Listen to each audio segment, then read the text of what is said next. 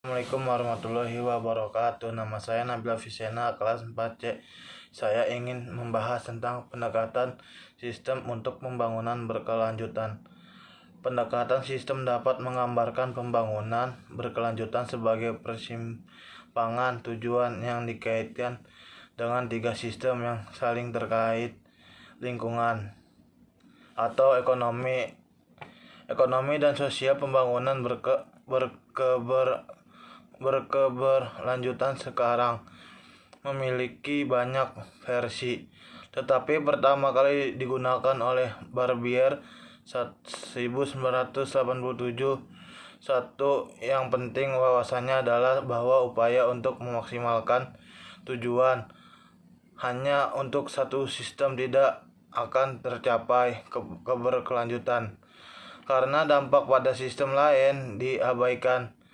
Helmbrecht dan Sandbrook 1992 misalnya mencapai efisiensi yang lebih besar, pemerataan dan pengurangan kemiskinan di bidang ekonomi. Sistem masih dapat menghasilkan dampak lingkungan dan sosial yang tidak diinginkan, yang merusak sistem ekologi dan sosial.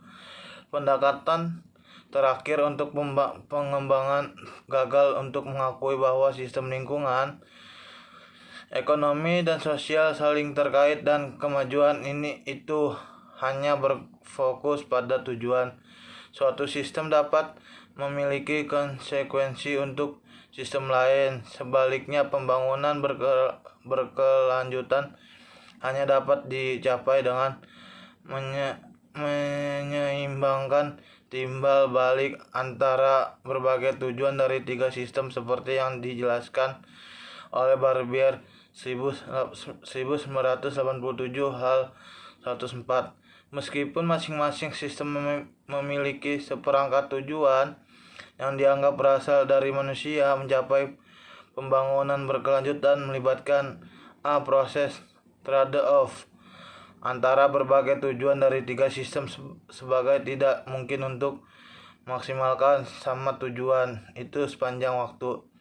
Mencoba memaksimalkan tujuan hanya untuk satu sistem atau bahkan dua juga tidak mencapai keberlanjutan karena biaya yang dibebankan pada sistem lain tidak diperhitungkan. Misalnya, sistem ekonomi mungkin efisien dan bahkan adil dalam akumulasi sumber daya, tetapi tetap menghasilkan degradasi lingkungan yang mengancam produktivitas biologis, keanekaragaman hayati dan ketahanan. Dengan demikian, sistem ekonomi harus berusaha untuk efisiensi, pemerataan dan pengurangan kemiskinan, tetapi pada saat yang sama memperhitungkan berdampak pada produktivitas biologis, keanekaragaman hayati dan ketahanan ekologi, serta implikasi bagi keadaan sosial, pemerintahan yang baik dan stabil sosial. Tujuan umum dari pembangunan ekonomi berkelanjutan maka adalah untuk memaksimalkan tujuan di semua sistem ini melalui proses adaptif trade-off. Barbier 1987 104. Pendekatan sistem dengan pendekatan pada pertukaran antara ekonomi, sosial, dan tujuan sistem lingkungan benar-benar berbeda. Dengan pendekatan modal yang lebih akrab untuk keberkelanjutan yang telah menjadi lebih umum di bidang ekonomi dalam beberapa tahun terakhir. Perbedaan utama dalam pendekatan modal ada kontras antara pandangan keberlanjutan yang lemah versus yang kuat. Kita ditunjukkan oleh Barbier dan Marcadia 2012 p42. Ketidakkesepakatan untuk utama adalah alami.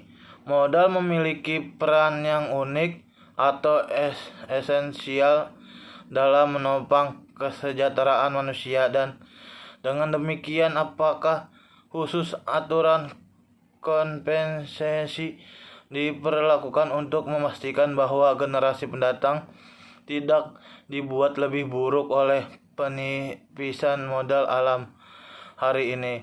Keberkelanjutan yang lemah mengasumsikan bahwa tidak ada perbedaan antara modal alam dan modal lainnya, misalnya manusia, atau yang dapat direproduksi.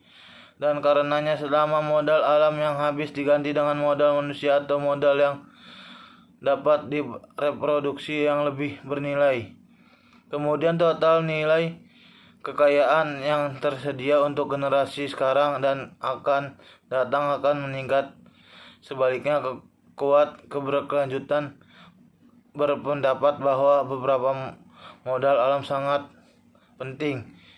Misalnya, lingkungan yang unik, ekonomi keanekaragaman hayati, dan fungsi pendukung kehidupan. Dan dengan demikian keberkelanjutan memudahkan memelihara dan meningkatkan nilai persediaan modal agregat dan melestarikan yang esensial modal alam dengan berfokus pada trade-off antara lingkungan yang bertentangan dengan ekonomi atau tujuan sistem sosial. Pendekatan sistem untuk keberkelanjutan sebagai besar melewati kelemahan ini versus perdebatan keberkelanjutan yang kuat.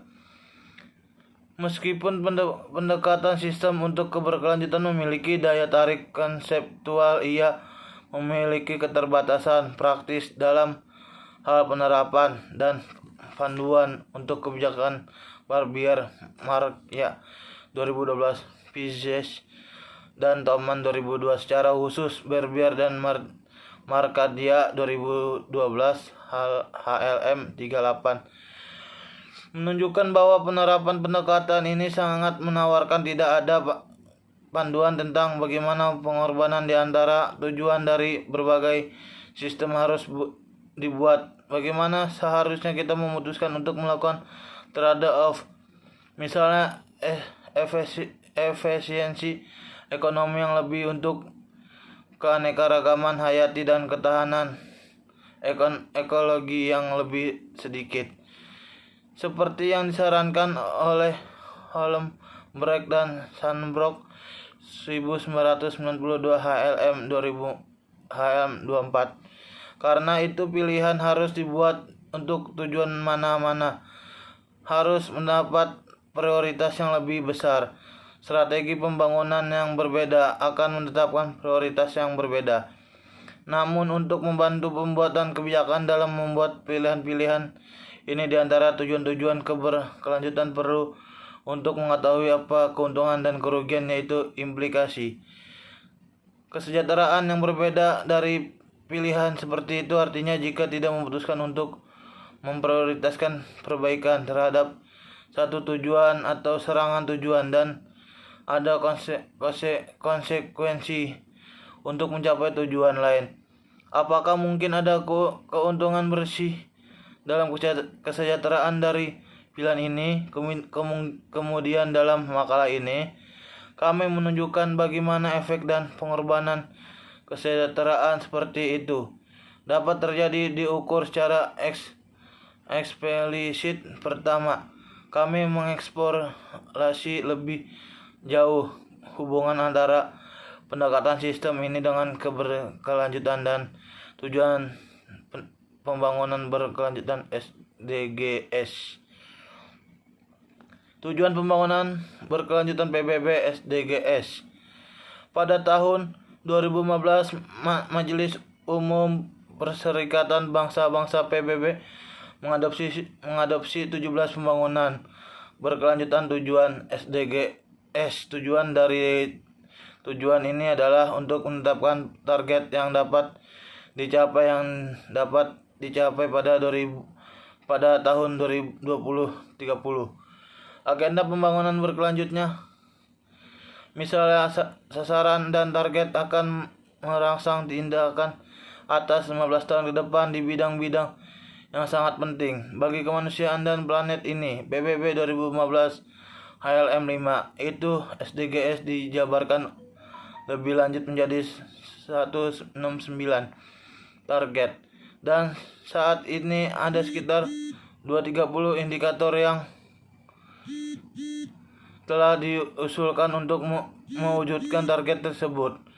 Pendekatan SDG yang diadopsi oleh PBB sangat cocok dengan pendekatan sistem untuk keberkelanjutan pembangunan yang telah dibahas.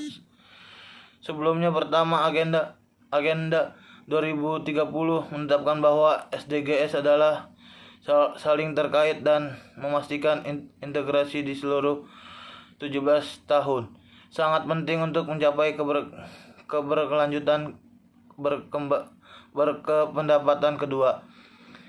Setiap SDGs dapat dicairkan sebagai tujuan yang terutama dikaitkan bagi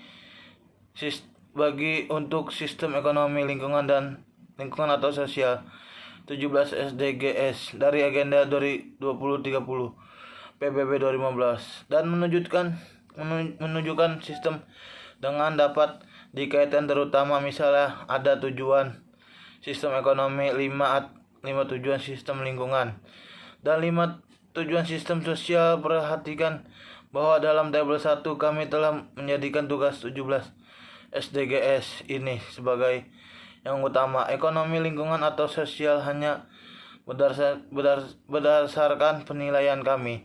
Beberapa dari SDG ini dapat dianggap tumpang tindih. Lebih dari satu jenis sistem, misalnya kami menunjuk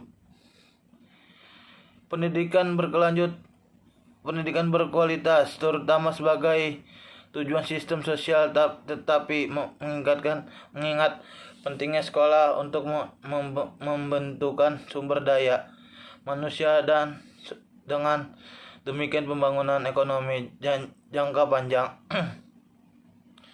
SDG ini juga bisa dianggap sebagai tujuan sistem ekonomi. Namun secara keseluruhan kami telah mencoba untuk menetapkan masing-masing 17 SDGs ketujuan sistem yang mewakili yang lebih baik. Penetapan kami atas 17 SDGs sebagai tujuan sistem individual adalah murni untuk tujuan ilustrasi dalam makalah ini, seperti yang disarankan orang lain. Pilihan tujuan sistem atau dalam hal ini khusus menunjuk SDG individu sebagai tujuan sistem ekonomi, lingkungan atau sosial harus dilakukan melalui debat kebijakan yang terinformasi yang lebih mencakup proses demokrasi, interaksi pemangku kepentingan dan keterlibatan publik. Costanza et al. 2016, Ekens 1994, Eloyd 2006, Holmberg dan Sandbrook 1992. Terlepas dari peringatan ini menunjukkan setiap SDG pada tabel 1, terutama sebagai tujuan ekonomi, untuk tujuan ekonomi, tujuan lingkungan atau sosial, memungkinkan kami untuk menganalisis lebih lanjut SDG PBB menggunakan sistem pendekatan keberkelanjutan, misalnya dengan mengatur ulang 17 SDGs berdasarkan sistem. Seseorang dapat memperoleh versi diagram keberkelanjutan Venn yang direvisi dan diperbarui, di mana SDG sekarang berada digambarkan sebagai tujuan sistem ekonomi, lingkungan dan sosial yang baru. Dikompakkan dengan cara ini, 17 SDG mewakili tujuan PBB untuk mencapai pembangunan berkelanjutan di seluruh 3 sistem yang terkait. Sekali lagi, keberlanjutan hanya dapat dicapai dengan menyeimbangkan pilihan seperti itu. Artinya, jika kita memutuskan untuk memprioritaskan perbaikan terhadap satu tujuan untuk serangan tujuan, dan ada konsekuensi untuk mencapai tujuan lain. Apakah mungkin ada keuntungan bersih dalam kesejahteraan dari pilihan ini? Kemudian dalam makalah ini kami menunjukkan bagaimana efek dan pengorbanan kesejahteraan seperti itu dapat terjadi diukur secara eksplisit. Pertama, mengeksplorasi lebih jauh hubungan antara pendekatan sistem ini dengan keberlanjutan dan tujuan pembangunan berkelanjutan SDGs. Sekian, terima kasih. Assalamualaikum warahmatullahi wabarakatuh.